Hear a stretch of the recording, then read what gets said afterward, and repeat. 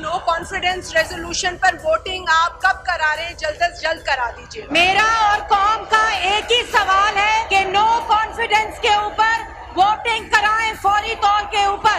Speaker, मेरा भी सवाल वही है, वोट करवा लें, आपकी भी जान छूट जाए। वक्फे सवालात में मेरा ख्याल है कोई भी संजीदा नहीं है और माहौल इस तरह का नहीं है। ईवान की कार्रवाई बरोज इतवार 3 अप्रैल 2022 दोपहर 11:30 बजे तक मुलतवी की जाती है।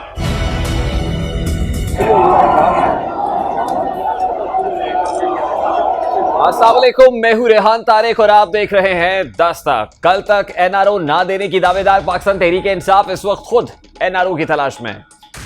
कल तक अदम एतमाद, कल नहीं आज का चैलेंज देने वाली हुकूमत अदम एतमाद पर वोटिंग से भाग रही है। वजीर आजम इमरान खान के खिलाफ अदम एतमाद पर वोटिंग के लिए 1 घंटा ताखीर से शुरू होने वाला कौमी असम्बली का इजलास महज 13 मिनट में, सिर्फ 13 मिनट में खत्म हो गया। वक्फा सवालात के दौरान बार बार डिप्टी स्पीकर ने मेंबरान से सवालात पूछने का कहा, मगर जो भी मेंबर आता वो एक ही सवाल करता कि अदम एतमाद पर वोटिंग कराई जाए। इसी कशमकश के दौरान इजलास इतवार की दोपहर 3 बजे तक मुलतवी कर दिया गया है। इजलास मुलतवी होने के बाद कौमी असम्बली में दिलचस्प सूरत हाल रही। अपोजिशन ने ऐवान ही में धरना दिया। हुकूमत इजलास की कार्रवाई से राह फरार इख्तियार कर रही है, जबकि माजी में हुकूमत अपोजिशन को अदम एतमाद का खुला चैलेंज देती रही है। हुकूमती ज़ोमा की जानिब से कहा गया कि आप अदम एतमाद कल नहीं आज लाइए, इस पर वोटिंग करा लेते हैं, दूध का दूध पानी का पानी हो जाएगा। इस पर हुकूमत क्या कहती रही है, जरा वो भी आपके सामने रखता है। हम तो स्पीकर साहब से यही गुजारिश कर रहे हैं कि अदम एतमाद की तहरीक को लंबा ना लटकाया जाए, इसको जल्द से जल्द जो है वो ऐवान में इसको लेके आएँ, क्योंकि मुल्क मुतहम्मल नहीं होगा एक लंबे क्राइसिस का। इसको वो लेके आए। 172 लोग इन्होंने शो करने हैं। हमारे पास इस वक्त 179 से ज़्यादा लोग इस वक्त जो है वो इमरान खान को की हमायत करते हैं ऐवान के अंदर। और इस वक्त मुझे उम्मीद ये है कि हम जो 5 से ज़्यादा 182 से ज़्यादा 5 से ज़्यादा आ जाएंगे तो हमारे पास टोटल तादाद जो है वो 184 के करीब जो है मेंबरान की वो हो जाएगी। सामने आते भी नहीं, तो ये पूरी कौम देख रही है और इंशाअल्लाह हमें इस पर कोई घबराहट नहीं। हम सियासी अंदाज में महज़्ज़ब तरीके से पार्लिमानी रवायात को सामने रखते हुए इनका मुकाबला करेंगे। तहरीक अदम एतमाद कल नहीं आज लेकर आए तो अदम एतमाद नहीं होगा, वो इमरान खान पर एतमाद प्लस हो जाएगा। लेकिन अब ना सिर्फ ऑपोजिशन तहरीक अदम एतमाद ले आई है, बल्कि आज ऐवान में उनके नंबर्स भी पूरे थे। जो नंबर्स रिक्वायर्ड हैं वो नंबर ऑपोजिशन पूरे कर चुकी है। लेकिन इसके बावजूद जहां हुकूमत तहरीक अदम एतमाद पर वोटिंग में ताखीरी हरबे इस्तेमाल कर रही है, वहीं वजीर आजम इमरान खान की जानिब से मसालियत की कोशिशों का भी इंकशाफ हुआ है। आज होने वाले ऑपोजिशन रहनुमाओं के इजलास में इंकशाफ हुआ है कि मौजूदा सूरत हाल में वजीर आजम इमरान खान ने महफूज रास्ता मांगा है। ऑपोजिशन जराए के मुताबिक एक अहम शख्सियत की जानिब से इमरान खान और ऑपोजिशन लीडर शहबाज शरीफ को पैगाम भिजवाया गया है। वज़ीर आज़म इमरान खान ने पेशकश की है कि ऑपोजिशन तहरीक अदम एतमाद वापस ले, असम्बली तहलील कर दूंगा। इमरान खान ने कहा कि ऑपोजिशन मुत्तफिक ना हुई तो हर तरह के हालात का सामना करने को तैयार हूं। ऑपोजिशन जराए का कहना है कि अहम शख्सियत के ऑपोजिशन रहनुमाओं के इजलास में गौर किया गया और ऑपोजिशन की अक्सरियत ने इमरान खान पर एतमाद ना करने का कह दिया। जराए के मुताबिक ऑपोजिशन रहनुमाओं ने कहा है कि हमारे पास नंबर्स पूरे हैं, स्पीकर से जल्द वोटिंग का मुतालबा किया जाए। जितनी जल्दी अदम एतमाद पर कार्रवाई मुकम्मल होगी हमें फायदा होगा। जराए का कहना है कि ऑपोजिशन ने वजीर आजम के लिए जो वाहिद फेस सेविंग है वो इस्तीफा तजवीज़ किया है। वजीर आजम इमरान खान ऑपोजिशन जमातों से महफूज रास्ते की तलाश में है। हालांकि माजी में खुद वजीर आजम दावा करते रहे हैं कि ऑपोजिशन उनसे एनआरओ मांग रही है और वो किसी को एनआरओ नहीं देंगे। ब्लैकमेल करना चाहते हैं कि हम नहीं तो तुम्हारी गवर्नमेंट गिरा देंगे, लेकिन अगर आपने एनआरओ ना दिए या प्रिविलेजेस ना दिए या इम्यूनिटी ना दी। एक इनका मुतालबा है कि इनको हम किसी तरह एनआरओ दे दें, यानी जो चोरी इन्होंने 30 साल से कर रहे हैं और पैसा बाहर लेके जा रहे हैं, किसी तरह इतना ब्लैकमेल करें। मुझे तो उनको पता है कर नहीं सकते, तो इसलिए इदारों को इतना ब्लैकमेल करें कि किसी ना किसी तरह प्रेशर मेरे पे डालें कि इनकी चोरी के लिए हम इनकी चोरी माफ कर दें। तो मैं ये आप सबको आज सबको ये कहना चाहता हूं कि वापस जाके मैं ये टीवी शीवी तो जेल से निकालू ना। मैं कल तक जो वजीर आजम ऑपोजिशन को एनआरओ ना देने का कह रहे थे, आज वही ऑपोजिशन वजीर आजम को एनआरओ ना देने की बात कर रही है। अब ऑपोजिशन जमातों के एलामिये में भी वजीर आजम इमरान खान को एनआरओ ना देने का ऐलान किया गया है। इजलास की शुरका ने मुत्तहिदा ऑपोजिशन के पास नंबर गेम पूरे होने और तहरीक अदम एतमाद की कामयाबी के लिए अरकान कौमी असम्बली की मतलूबा से ज़ायद तादाद में दस्तयाबी पर इत्मीनान का इजहार किया है। इजलास के एलामिये में कहा गया है कि शुरका ने आइन, कानून और पार्लिमानी जमहूरी अमल के जरिए तहरीक अदम एतमाद को तयशुदा निज़ाम और औकात के मुताबिक मंतकी अंजाम तक पहुँचाया जाएगा। शुरका ने दो टोक अल्फाज में वाज़ेह किया है कि इमरान न्याजी को अपोजिशन कोई एनआरओ नहीं देगी। इस ज़मीन में ज़राए से चलाई जाने वाली गुमराहकुन खबरें मुत्तहिदा अपोजिशन के फैसले को तब्दील नहीं करा सकती। एलामिया के मुताबिक इजलास ने करार दिया कि इमरान न्याजी अक्सरियत खो चुके हैं और वज़ीर आज़म के मनसब पर गैर आईनी तौर पर काबिज हैं। इक़्तिदार से चिपके रहने की आमिराना ख्वाहिश में वो 1 लाख लोगों को इस्लामाबाद लाने की धमकियां दे रहे हैं और मुल्क को तसादुम, इंतशार और अफरा तफरी से दो चार करने पर तुले हुए हैं। मजीद कहा गया कि ऐसे आकिबत नाअंदेश तमाम नताइज के जिम्मेदार इमरान न्याजी होंगे। इजलास हुकूमती मशीनरी बशमूल IG इस्लामाबाद, जिला इंतजामिया और दीगर मुतल्लिका इदारों पर वाज़ेह करना चाहता है कि वज़ीर आज़म ना रहने वाले शख्स के गैर आईनी और गैर कानूनी अहकामात ना माने और एक सियासी जमात का एलाकार बनने की कोशिश करने वाले हुक्काम को आइन और कानून का सामना करना होगा।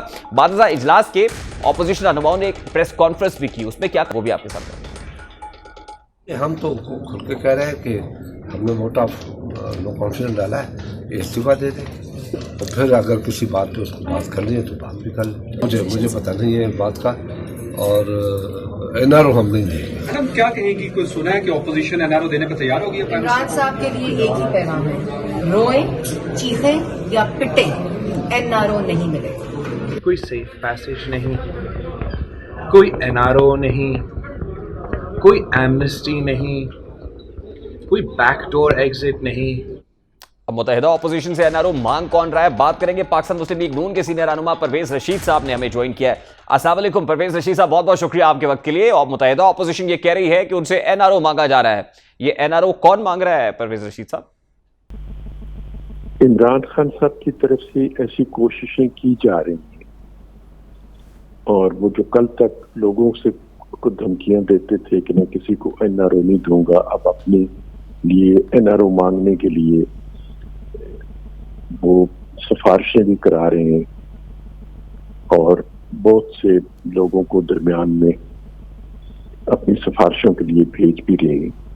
लेकिन आपने देखा होगा कि जो अपोजिशन की जमातों का मुत्तहिदा इजलास अब खत्म हुआ है तकरीबन 1 घंटा पहले, उस इजलास की जो करारदाद आई है सामने, उसमें साफ तौर पर कहा गया है कि उनकी ऐसी किसी पेशकश को कबूल नहीं किया जाएगा और उन्हें तहरीक एतमाद का सामना करना होगा, क्योंकि पाकिस्तान के यही अवाम चाहते हैं कि एक ऐसे शख्स को जिसने पाकिस्तान को नुकसान पहुंचाया और नाकाबिल इख्तिलाफी नुकसान पहुंचाया, उसको आईनी तरीके से और जमहूरी तरीके से छुटकारा हासिल किया जाए। लेकिन परवेज रशीद साहब, किसकी जानिब से अप्रोच किया गया अपोजिशन को और ये कहा, और वजीर आजम का ये पैगाम आप तक पहुंचाया गया?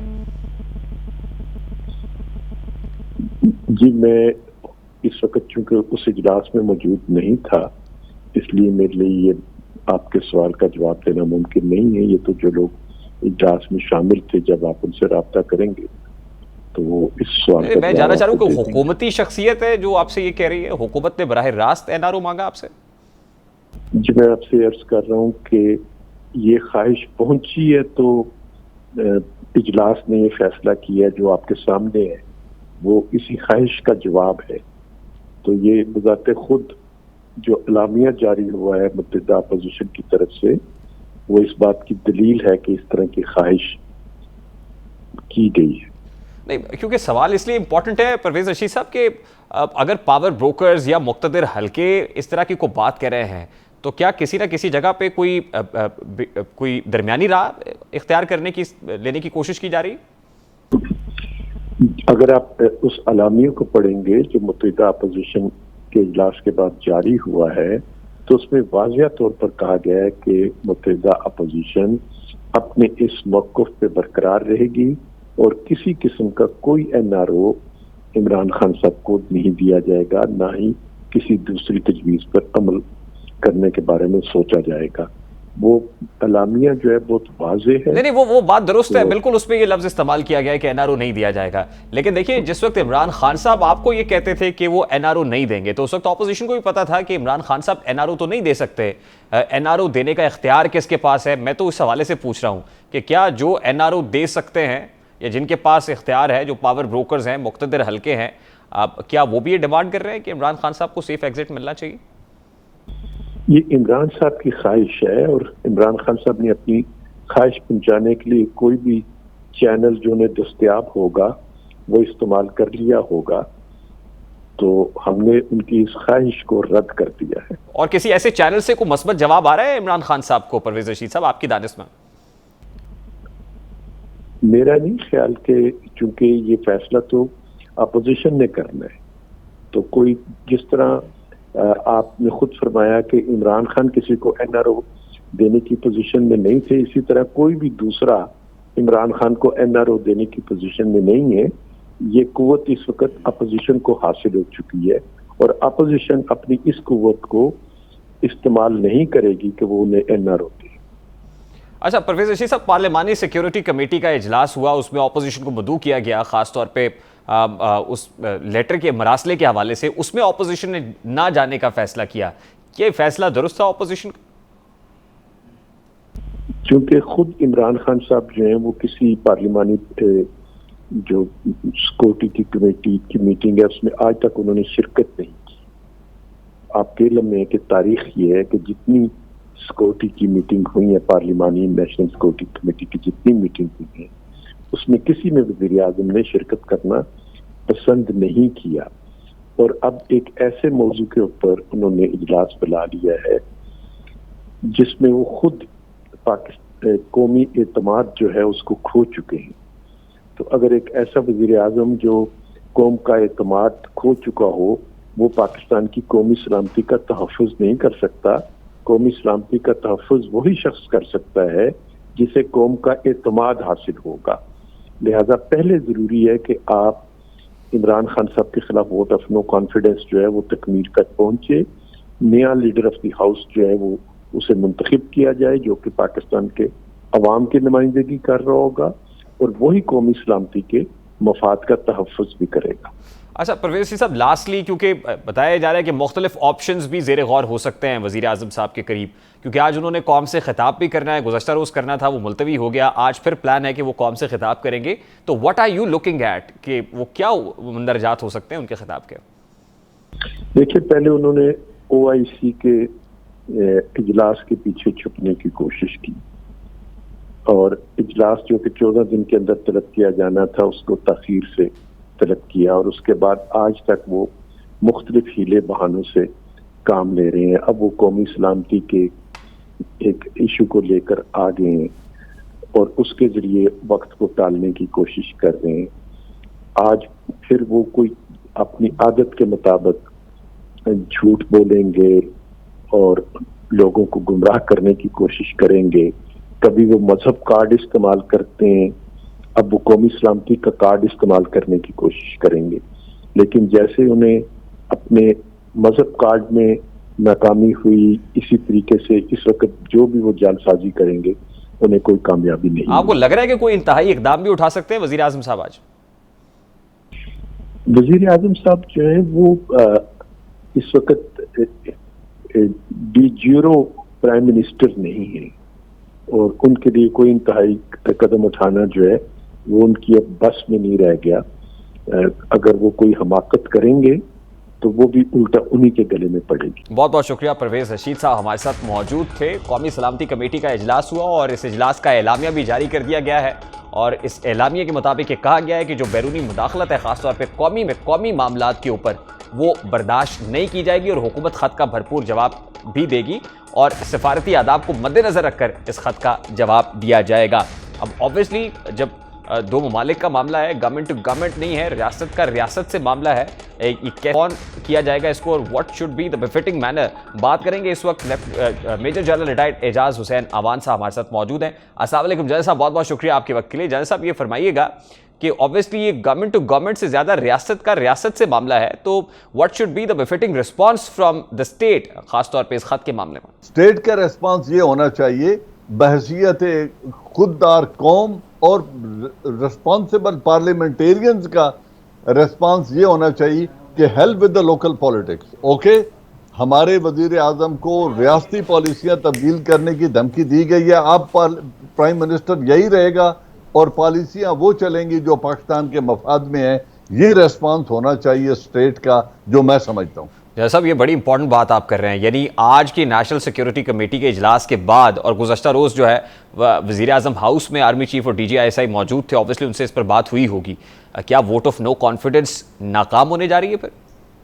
नहीं नाकाम हो या कामयाब हो, इट इज इमटेरियल। आपने मेरी एक राय मांगी है कि रियासत को क्या रिस्पांस देना चाहिए। मैं ये कह रहा हूं कि मेरा मशवरा ये है कि प्राइम मिनिस्टर के साथ पूरी कौम खड़ी हो जाए, पूरी पॉलिटिकल जो हमारी सो कॉल्ड लीडरशिप है, ये सारे खड़े हो जाएं और मुल्की मफाद की खातिर किसी दूसरे मुल्क को ये बताने के लिए कि ये एक खुद मुख्तार मुल्क है, पॉलिसीज वो चलेंगी जो पाकिस्तान के मफाद में होंगी, किसी बैरूनी इशारे पर हम हुकूमतें न बनाएंगे न गिराएंगे। लेकिन जय साहब, इस वक्त तो ऑपोजिशन ये कह रही है कि इमरान खान साहब की जानिब से एनआरओ मांगा जा रहा है, हम उनको एनआरओ नहीं देंगे। तो किस बात का एनआरओ? क्या जुर्म किया है प्राइम मिनिस्टर ने? वो कहते नहीं कि उन तक ये मैसेज कन्वे हुआ है कि इमरान खान साहब ये कहते हैं कि उनको सेफ एग्जिट दिया जाए, असेंबलियां डिसॉल्व, ये वोट ऑफ नो कॉन्फिडेंस की मूव वापस ली जाए और उसके बाद असेंबलियां डिसॉल्व करके इलेक्शंस की तरफ जाया जाए। सेफ एग्जिट किस बात का यार? वो कोई किसी को हॉस्टेज बना के बैठा हुआ है कि सेफ एग्जिट मांगेगा? क्या उसने मुल्क को लूट कर पैसा बाहर मुंतकिल हुआ है कि सेफ एग्जिट मांगेगा? क्या उसने पाकिस्तान का कोई नुकसान किया है कि सेफ एग्जिट मांगेगा? मैं समझता हूं उनकी तो जो अचीवमेंट्स हैं ये आने वाले वक्त में सुनहरी हरूफ में लिखी जाएंगी। जितने वाटर रिजर्वायर्स पे काम हो रहा है, हर गरीब घर के अंदर 10 लाख की 1 मिलियन की हेल्थ इंश्योरेंस पहुंचा दी है। अगर इस जुर्म की वजह से वो एनआरओ मांग रहा है या कोई इसको एनआरओ कह रहा है तो मैं उसकी ज़हनी सेहत को डाउट करूंगा। देखिए ना, ये जो आपकी तजवीज़ है कि ऑपोजिशन को इसे वापस लेना चाहिए कौमी मफाद के अंदर, लेकिन मैं तो ये कह रहा हूं कि ऑपोजिशन तो वापस लेने के लिए तैयार नहीं है। मतलब ऑपोजिशन तो ये नहीं कहेगी कि हम कंटिन्यू कर देते हैं इमरान खान साहब। अगर ऐसा नहीं है तो prime minister of Pakistan should go to the parliament. अगर वो ये सियासी मैच हार जाते हैं और उनके खिलाफ अक्सरियत राय दे देती है कि इनको नहीं रहना चाहिए, तो बावकार तरीके से, बाइज्जत तरीके से अपोजिशन बेंचेस पे बैठ जाएं और इस चूं-चूं के मुरब्बे को कहें हुकूमत बनाओ। मैं भी देख रहा हूं। बिल्कुल ठीक है, मेरा ख्याल है कि यही हो सकता है eight this point in time, क्योंकि आईनी और जमहूरी तौर पर एक ही ऑप्शन बचा है। अगर अभी रिटेन रखने की कोशिश की जाती है तो वो तो जनरल साहब रहनुमाई फरमाइएगा, कोई गैर आईनी गैर जमहूरी तरीका ही हो सकता है कि कहा जाए कि हुकूमत बरकरार रहेगी बावजूद इसके कि अब अददी तादाद खो चुके हैं इमरान खान साहब। नहीं, मैं ये नहीं कह रहा कि अददी तादाद खो जाने की सूरत में किसी को मजबूर किया जाए। आपने मुझसे एक राय मांगी थी कि क्या होना चाहिए थ्रेट के रिस्पांस में, तो मैंने आपको ये कहा है कि जब कोई बाहर से मुल्क धमकी दे और वो कहे, जिस तरह दो भाइयों में इख्तलाफ होता है और अगर एक नेबर कहता है जी मैं आपके बड़े भाई को गिरा दूंगा या आपके घर में ये तब्दीली करूंगा, तो भाई जुड़ जाते हैं कि नहीं, खानदान की इज्जत पहले, आप इसको बड़ी सतह पे ले आए, पाकिस्तान का वकार पहले, पाकिस्तान की पॉलिसीज पाकिस्तान के मफाद में बनेंगी। हम किसी को चुने या गिराएं ये हमारा अंदरूनी फैसला होगा, लेकिन अगर कोई बाहर से इशारा कर रहा है तो हम किसी के कहने पर ना हुकूमतें तब्दील करेंगे ना पॉलिसीज तब्दील करेंगे। मैंने उस सवाल के जवाब में ये ऑप्शन दी है। जहां तक पॉलिटिकल गेम है जो आज इस मुल्क में हो रहा है, अगर प्राइम मिनिस्टर के खिलाफ उनकी अपनी पार्टी के लोग मुनहरिफ हो गए हैं, उनके इत्तेहादी इन्हें छोड़ के चले गए हैं, तो प्राइम मिनिस्टर ऑफ पाकिस्तान को as a political animal he should accept this decision, go to the parliament, voting करा दें, कौम को भी पता चल जाए कि वो कौन लोग थे जिन्होंने 3.5 साल इक़्तिदार के मजे लिए और आज वो इस्तीफे दे के अपोजिशन के साथ बैठे हुए हैं, और वो कौन लोग थे जो पीटीआई के नाम पर वोट लेके आए और आज इनहराफ करके दूसरी तरफ बैठ गए हैं। इस पे सिर्फ मुझे अगर कोई अफसोस है तो वो अदालत की खामोशी पे है कि जो उनसे राय मांगी गई थी उन्होंने आज तक कोई डिसीजन नहीं दिया। दे आर वेटिंग कि पहले हुकूमत गिर जाए फिर हम फैसला सुनाएंगे। तो मैं ये कहता हूं कि उस पर एक ही तरीका है, prime minister of Pakistan parliament house चले जाएं, वोटिंग हो जाए, हार जाते हैं तो अपोजिशन बेंचेस पे बैठ जाएं, और यही एक पॉलिटिकल लीडर का बावकार एग्जिट होता है फ्रॉम द पार। लेकिन जैसा एक तरीके से आपकी तजवीज को अमली जामा पहनाया जा सकता है, वो ये है कि इमरान खान साहब मुस्ताफी हो जाए, उसके बाद वोट ऑफ नो कॉन्फिडेंस तो बिल्कुल फ्लॉप हो जाएगी, उसके बाद नए जो है ऑब्वियसली कायदे ऐवान की बात होगी और असेंबलियां डिसॉल्व करके इलेक्शंस कराना आसान हो जाएगा। फिर बिल्कुल नहीं, मैं अगर मेरा मशवरा उन तक पहुंच सकता है तो मैं उन्हें ये कहूंगा कि you are a political leader, the nation is with you. आपको जिन लोगों ने बेट्रे किया उनको एक्सपोज होने दें असेंबली के फ्लोर पे, अपोजिशन बेंचेस पे बैठ जाएं। आज या 6 महीने बाद जब भी इंतखाबात हुए, आप होंगे और आपके सपोर्टर्स और वोटर्स होंगे, एंड लेट द। जनरल साहब लास्टली ये फरमाइएगा कि क्या इमरान खान साहब आसानी से ऑपोजिशन बेंचेस पर बैठने के लिए भी तैयार हो जाएंगे? होना चाहिए, उन्हें लॉजिकली होना चाहिए। लेकिन इस वक्त ऑब्वियसली आप तो बड़े रिसोर्सफुल हैं, खबरें आ रही होंगी, what is news out from the centre sir कि इमरान खान साहब इस वक्त क्या सोच रहे हैं या क्या कह रहे हैं? वो तैयार नहीं है क्या इस हवाले से? नहीं, तैयार होना या ना होना उनकी ऑप्शन नहीं है। एक वोट ऑफ नो कॉन्फिडेंस उनके खिलाफ मूव हो गई है, असेंबली के अंदर वो चली गई है। उन्होंने कोर्ट का दरवाजा नॉक किया कि ये जो डिफेक्शंस हो रही हैं इनके ऊपर अपनी कोई राय दें, ताकि मुल्क में ये जो ज़मीर फरोशी की जिल्लत है, जो मैंडेट फरोशी की जिल्लत है, इसको रोका जाए और जमहूरियत को ट्रांसपेरेंट बनाया जाए। अदालतों ने इस पर कोई फैसला नहीं दिया और वो खामोश हैं। अगर अदालतें खामोश हैं, उन्होंने कौम को आगाह कर दिया कि मुझे क्यों तब्दील करने की साजिश की गई है, कौम को भी पता चल गया है, तमाम अदारों को पता चल गया है। अब वो असेंबली में बैठ जाएं, अगर उनके खिलाफ वोट ऑफ कॉन्फिडेंस आता है, नो कॉन्फिडेंस कामयाब होता है, तो वो उसको एक्सेप्ट करें और अपोजिशन बेंचेस पे इंतहाई बावकार तरीके से बैठ जाएं। सियासी डिफीट होती रहती है, न नवाज शरीफ की तरह गली गली घूमने की जरूरत है कि मुझे क्यों निकाला।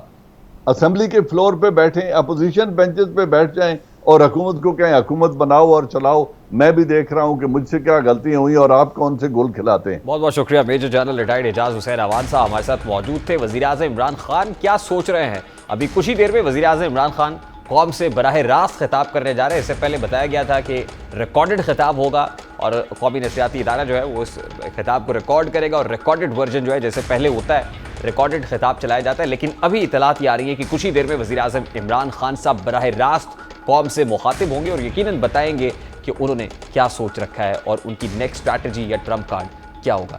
ब्रेक लेते हैं, ब्रेक के बाद वापस आते हैं।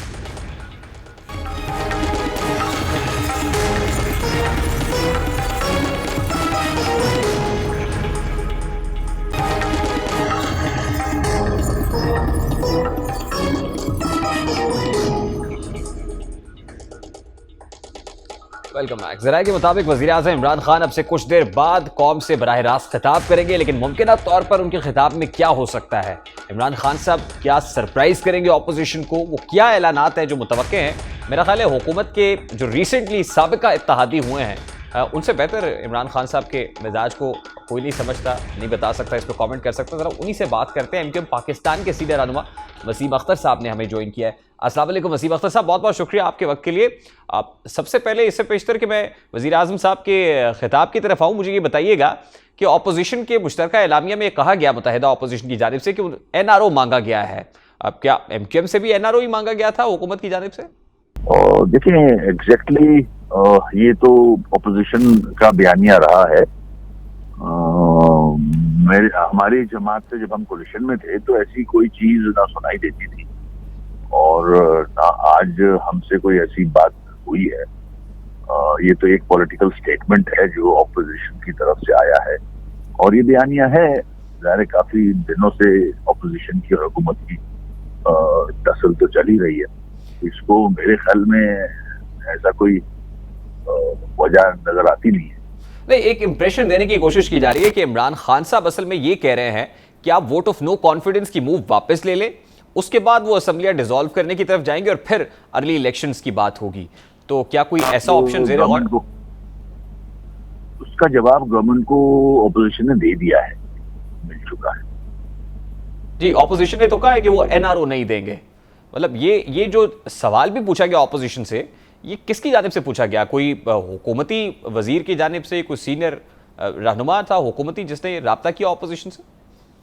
हो सकता है कोई कहीं से मैसेज गवर्नमेंट की तरफ से आया हो, PTI की गवर्नमेंट की तरफ से।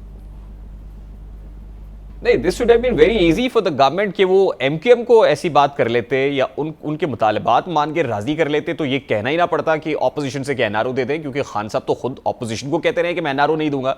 तो यही मामला अगर MQM से हो जाते तो ये नौबत ही ना आती। वसीम अख्तर साहब, ये जो जिस तरह के ताल्लुकात हैं अपोजिशन की गवर्नमेंट के, ये तो एक स्टेटमेंट शुरू से चला आ रहा है। आज इस पे जोर क्यों दिया जा रहा है? वो ऑपोजिशन को कहते थे, ऑपोजिशन ने उल्टा उनको कहना शुरू कर दिया। नहीं, मतलब कुछ ऐसा हुआ है कि इमरान खान साहब ऑपोजिशन से ये कह रहे हैं कि आप अदम एतमाद की तहरीक वापस ले लें? उन्होंने हमारी पार्टी से आके ऐसा कोई मैसेज नहीं दिया है। गवर्नमेंट ने। लेकिन ऑपोजिशन को दिया है, मुत्तहिदा ऑपोजिशन को।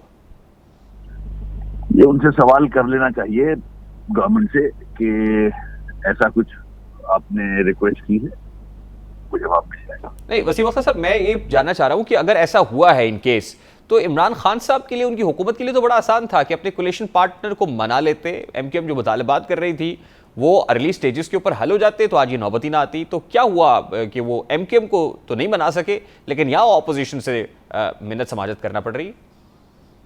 हाँ, मैं वही बोल रहा हूँ, ये तो अब आगे चला गया as far as MQM is concern. हमने तो 3.5 साल साथ गुजारे हैं और कैबिनेट में भी थे, मगर जिस तरह से हमें हैंडल किया गया, हमें डील किया गया, वो प्रॉपर नहीं रहा है। और कराची, हैदराबाद और सिंध के जो शहरी इलाके हैं या पूरा सिंध, वहाँ कोई ऐसा काम हुआ नहीं है। हालांकि कराची में सबसे ज्यादा सीट्स पीटीआई की है, तो उसको निगलेक्ट तो किया गया है ना।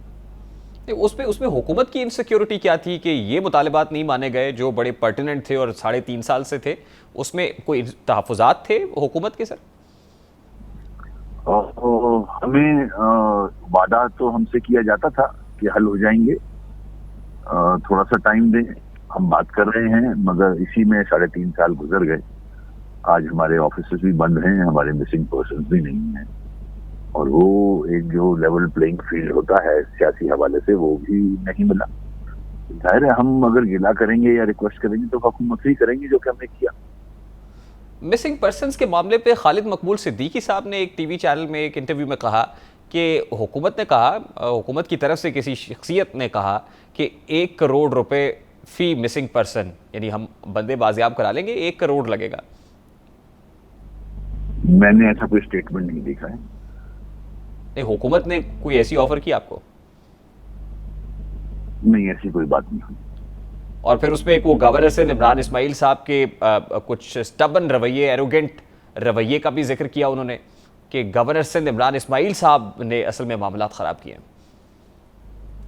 और देखिए, मामला खराब तो जाहिर है सबके नॉलेज में था। ये असद उमर साहब, गवर्नर साहब और बहुत सारे इनके जो हमसे आके मीटिंग करते थे, उनके सबके नॉलेज में था ये हमारे सारे इशू, मगर इन्होंने सीरियसनेस नहीं दिखाई उन इश्यूज पे। अगर ये लगे रहते तो रिजल्ट आ सकते थे।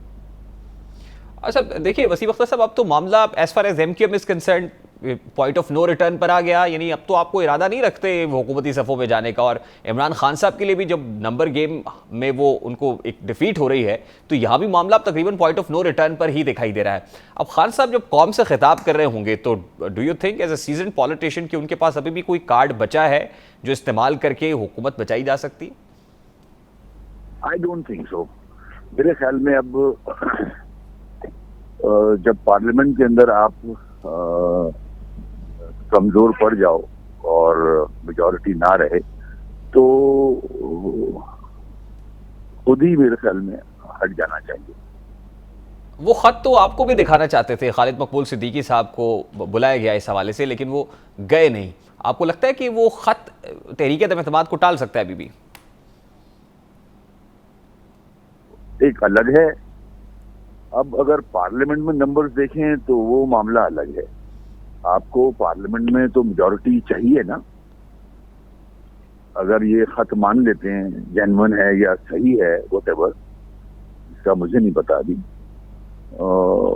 हमको तो पार्लियामेंट में देखना है कि उनकी मेजॉरिटी कायम है या नहीं। वहां पर तो ऑब्वियसली मेजॉरिटी कायम नहीं है, नंबर गेम में तो वो डिफीट नजर आ रही है। लेकिन 3.5 साल हो गए आपको हुकूमत के साथ, आप इमरान खान साहब और उनके जो रफ़क़ा हैं उनका मिजाज बड़े अच्छे तरीके से समझते हैं। What is likely to happen? जो कौम से खिताब होगा उसमें इमरान खान साहब क्या ऐलान कर सकते हैं? आप तो समझते हैं उनके मिजाज को। रेजिग्नेशन का ऐलान कर दें, ये मेरी सोच है। Maybe I am wrong. देखिए ना, उन्होंने तो कहा कि मैं आखिरी गेंद तक लड़ूंगा, तो बावजूद इसके आपको लगता है कि वो रिजाइन या स्टेप डाउन करेंगे at this point in time? हो सकता है आखिरी गेंद यही हो। Let's see, wait for his speech, देखते हैं क्या होता है। तो वसीम अख्तर साहब, आपको लगता है कि इमरान खान साहब किसी इंतहाई इकदाम की तरफ भी जा सकते हैं? मिजाज तो है, अब होना नहीं चाहिए, करना नहीं चाहिए। बीइंग ए पॉलिटिशियन, हालात मुल्क या रीजन के अच्छे नहीं है और बहुत सारे इश्यूज हैं, तो जिम्मेदारी तो अभी प्राइम मिनिस्टर साहब पे ही है कि ऐसे हालात ना पैदा किए जाएं जिससे मुल्क को नुकसान हो, जमहूरियत को नुकसान हो। ठीक, लास्टली सर, क्योंकि नेशनल सिक्योरिटी कमेटी का इजलास भी हुआ आज, उस पर पार्लिमानी कमेटी का इजलास भी बुलाया गया, ऑपोजिशन ने ना जाने का फैसला किया। आपको लगता है कि अभी भी इस मामले पर as far as this issue is concern इदारे और हुकूमत सेम पेज पर है?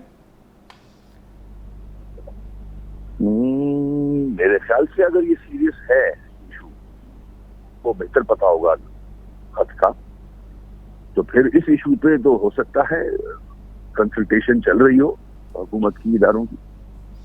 And if this is so serious, this can turn the tables. Do you think so? I don't think so. मैं नहीं समझता। बहुत बहुत शुक्रिया। एमक्यूएम पाकिस्तान के सीनियर रहनुमा वसीम अख्तर साहब हमारे साथ मौजूद थे। भी एक ब्रेक लेंगे, ब्रेक के बाद वापस आएंगे। वजीर आजम के मुआविन खुसूसी शहबाज गिल से मुतालिक एक खबर है, शेयर करेंगे इस ब्रेक के बाद।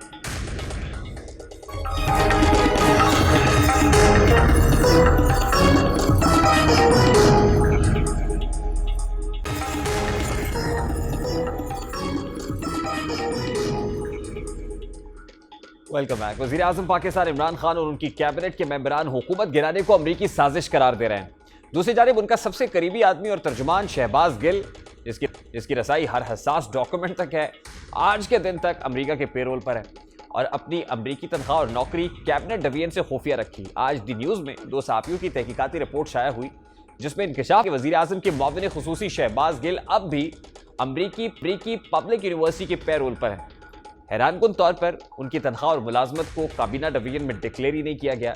यूनिवर्सिटी ऑफ इलिनॉय और चैंपियन के मुताबिक शहबाज गिल अब भी यूनिवर्सिटी के मुलाजिम हैं और उनकी सालाना तनख्वाह $1,24,770 है। शहबाज गिल ने अपने एहसासों को सिर्फ टैक्स और साल 2019 के लिए बतौर वज़ीर आज़म के मुआविन खुसूसी डिक्लेयर किया है। कैबिनेट डिवीजन के पास टैक्स साल 2020 और 2021 के लिए उसकी कोई तफसीलात नहीं। इक़्तिदार में आने के बाद वज़ीर आज़म खान ने मुबैना तौर पर FIA को हिदायत की थी कि ख्वाजा आसिफ के खिलाफ वफाकी काबीना के रुकन होते हुए गैर मुल्की कंपनी से तनख्वाह वसूल करने पर आर्टिकल 6 के तहत मुकदमा दर्ज किया जाए। शहबाज गिल ने खुद भी तनख्वाह लेने की तस्दीक की है। इस हवाले से शहबाज गिल साहब की स्टेटेड पोजीशन क्या है? अमेरिका की जानिब से प्राइम मिनिस्टर पाकिस्तान इमरान खान के खिलाफ जो है साजिश हो रही है। आपने आलमी साम्राज्य भी कहा, आपने कहा बहादुर कौम प्राइम मिनिस्टर के साथ खड़ी है। आप खुद अमेरिका से आए हैं, क्या आज ये ऐलान करते हैं अमेरिका में जितनी आपकी प्रॉपर्टी और बेच देंगे और दोबारा कभी उस मुल्क के अंदर नहीं जाएंगे जिसने इस्लामी जमहूरियत पाकिस्तान के वज़ीर आज़म के खिलाफ साजिश की, के साथ बिल्कुल प्राइम मिनिस्टर को होने से? देखिए, अमेरिका के अंदर अच्छे लोग भी हैं, हमारे बहुत सारे पाकिस्तानी हैं, मेरे बड़े सारे रिश्तेदार हैं, बहुत सारे पाकिस्तानी हैं जो अमेरिका में फॉरेन रिजर्व्स भी बेचते हैं। मैं भी पढ़ाता रहा हूँ, मैंने भी वहां से बड़ी कमाई की है। जिस दिन SAPM बना था, वज़ीर आज़म से रिटर्न इजाजत ली थी और मैं बड़े फख्र से लेक्चर देता हूं। ना मैं ओकामे के ऊपर कहीं चौकीदार हूं, ना नाई हूं, ना मैं कहीं पर कोई गंदी सर्विसेज देता हूं। 20 साल से प्रोफेसर हूं, अभी भी हूं, आइंदा भी रहूंगा। जिसका जो जोर लगता है वो कर ले। शहबाज गिल जो इमरान खान की काबीना के रुकन है और मीडिया में बड़े फख्र से वज़ीर आज़म की आंख और कान होने का दावा करते रहे हैं, वो ना सिर्फ एक अमरीकी पब्लिक यूनिवर्सिटी से तनख्वाह वसूल करते रहे, बल्कि कैबिनेट डिवीजन में जमा कराए गए उनके असासों और वाजिबात के फॉर्म में उनकी गैर मुल्की मुलाजमत और तनख्वाह का कोई जिक्र नहीं है। शहबाज गिल आज भी अमेरिका में नौकरी कर रहे हैं, तनख्वाह भी ले रहे हैं, जबकि अपनी अमरीकी तनख्वाह और नौकरी कैबिनेट डिवीजन से खुफिया रखी है। क्या वफाकी काबीना का रुकन बैरून मुल्क से तनख्वाह ले सकता है? इमरान खान ने FIA को ख्वाजा आसिफ के खिलाफ FIR दर्ज करने का हुक्म दिया था। वो एक गैर मुल्की कंपनी से तनख्वाह लेते हैं, मगर यही काम काबीना रुकन शहबाज गिल करे तो ठीक है, इसे छुपाए तो वो भी ठीक होगा। शहबाज गिल जिनकी पाकिस्तानी सियासत में एंट्री भी पुरस्कार है, जिनकी शख्सियत के बारे में आज भी सवालात हैं, वज़ीर आज़म की आंख का तारा होने के बावजूद उनकी आंखों में धूल क्यों झोंक रहे हैं? आज सारी कौम ये जानना चाहती है कि डॉक्टर शहबाज गिल कौन है। डॉक्टर शहबाज गिल के सियासी करियर के बारे में तहरीक इंसाफ के अहम रहनुमा भी कुछ ज़्यादा नहीं जानते हैं। साल 2018 में इंतखाबात के बाद उन्हें वज़ीर आला पंजाब को मुशीर मुकर्रर किया गया, लेकिन उस वक्त पाकिस्तान में उनके बारे में कोई नहीं जानता था। बाद इंकशाफ हुआ कि वो ताहाल अमरीका में मुकीम है और चंद रोज में अपनी जिम्मेदारियां संभाल लेंगे। शहबाज गिल को इलेक्शन मुहिम के दौरान बतौर रिसर्चर चेयरमैन तहरीक इंसाफ इमरान खान की तकारीर के लिए अहम नकात देने की जिम्मेदारी दी गई थी। फिर वही रिसर्चर वजीर आला पंजाब का मुशीर बनता है। उसके बाद आहिस्ता आहिस्ता शहबाज गिल की एंट्री कौमी मीडिया में होती है। वो टॉक शोज में पीटीआई की नुमाइंदगी करते, ऑपोजिशन रहनुमाओं के खिलाफ काबिल एतराज़ ज़बान उनका खासा बनती है। वजीर आला पंजाब का तर्जुमान मुकर्रर होने के बाद शहबाज गिल ने थानों के दौरे शुरू किए, ब्यूरोक्रेसी के खिलाफ भी वही जबान इस्तेमाल की जो टॉक शोज और प्रेस कॉन्फ्रेंसेस में ऑपोजिशन के खिलाफ इस्तेमाल। मेरा ख्याल एक लंबी तवील फहरिस्त है जो बताई जा सकती है, लेकिन प्रोड्यूसर साहब मुझे क्योंकि प्रोग्राम वाइंड अप करने का कह रहे हैं, प्रोग्राम का वक्त अपने इख्तिताम को पहुंचा है। आपसे मुलाकात होगी इंशाल्लाह कल। अपना रखते हैं ख्याल। अल्लाह हाफ़िज़।